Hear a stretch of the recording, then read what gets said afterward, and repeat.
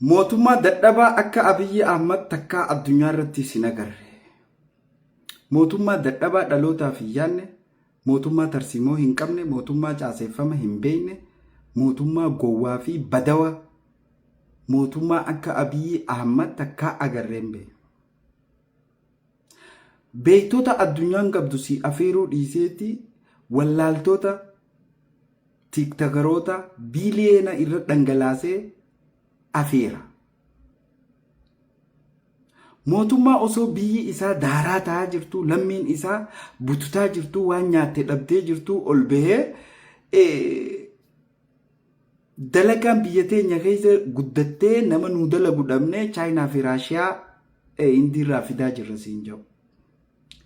Mootummaa lagaa galaana diimaan isinii qabajee akkanuma bookkisee galaana diimaan eessa jira jee namni gaafatu hin jiru. Mootummaa waan godhuu fi waan dhiisuu hin beekne, ga'umsa isaatis hin beekne. Mootummaa biyyi waraanaan qawween hidhattee Ijipti, Suudaan, Eltiraan, Faannoo, Tigraay daangaan biyyattii kun sarbamee abbaan barbaade duroonii galfachaa jiru kana ilma abbaa gadaa jee naafaarsa. Donqoroon ilma abbaa gadaa ajjeesu ilma abbaa gadaa ja'an. Mootummaa biyya akkanatti raafamte tanaaf osoo hin yaadne mana daabboo kan namni tokko dhuunfaa abbaan qabeenya dhuunfaadhaa jaarrate sanuu ministeera 27 walitti qabee waajjira isaanii cufsiisee dhaqee eebbisa. Piroojeektii xiqqashoo takka ministeera 27 walitti qabee hoggantoonni gorsitoonni osoo hin hafne dhaqee keessa dhaabbata. If shawwaduu barbaadaa jechuudha.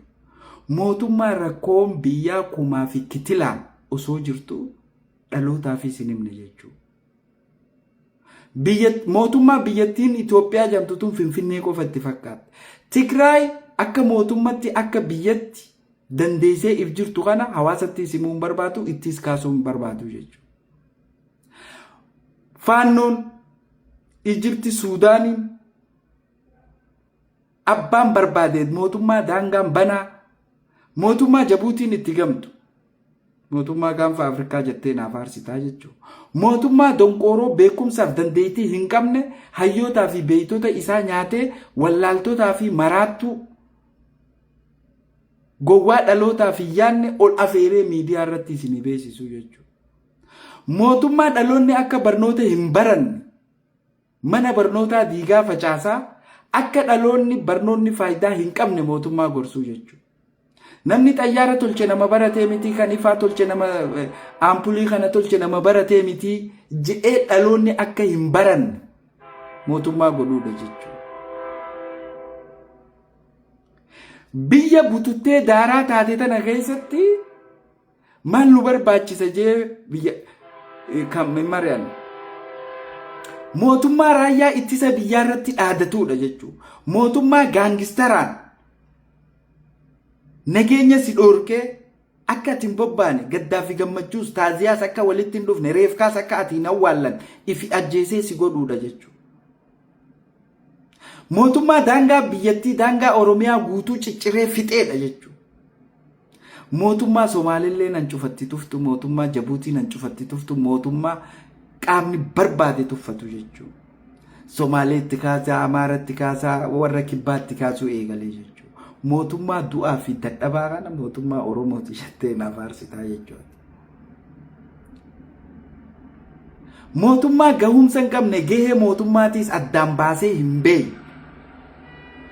Mootummaa maafiyaadhaan biyya bulchu warra akka malee garaa jabaatu abbaa barbaade tujjaarri tokko gabbee dalagachuu hin dandeenye.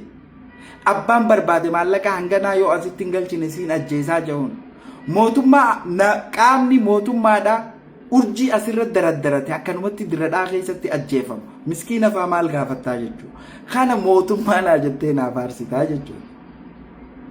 Mootummaa muslimnaadhaan biyyattii keessatti akka malee hawaasa qorqaa jiru. Mootummaa abbaa gadaa naa jettee naaf aarsitaa jechuudha. Mootummaa hayyoota harkaa jiru.